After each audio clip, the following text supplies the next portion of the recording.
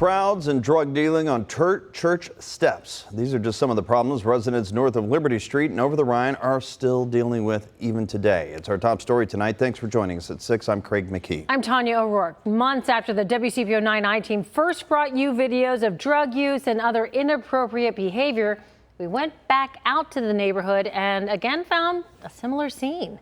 Tonight, I-Team reporter Paula Christian follows up with police and gives a voice to those still frustrated.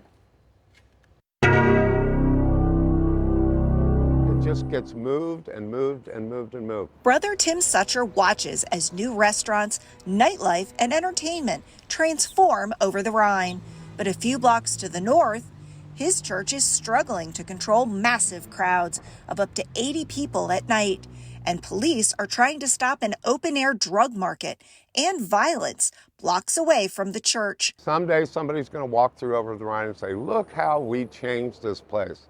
No, you didn't change it. You just moved it somewhere else. Summer brings even more people to the steps of St. Francis Seraph at Vine and Liberty Streets, leaving behind a mess that Sucher, as assistant pastor, has to clean up. I'm going to recommend that we fence off just the steps. He says the church is putting up surveillance cameras and new no trespassing signs. It's a kind of a no tolerance policy so that we can get this thing under control. But the crowds move quickly.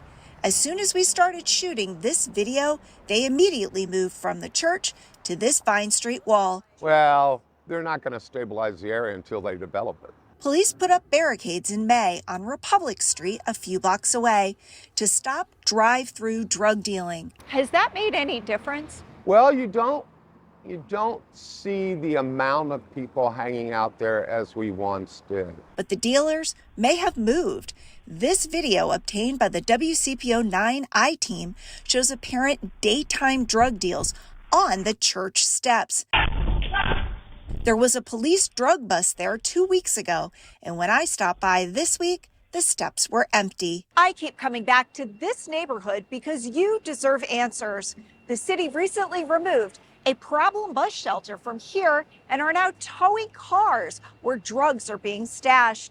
But residents say that rats and trash are still big problems. Police District 1 Captain Matt Hammer admits more work is necessary. In a statement to the I-Team, he says in part, I certainly understand that problems persist and that some residents remain unhappy.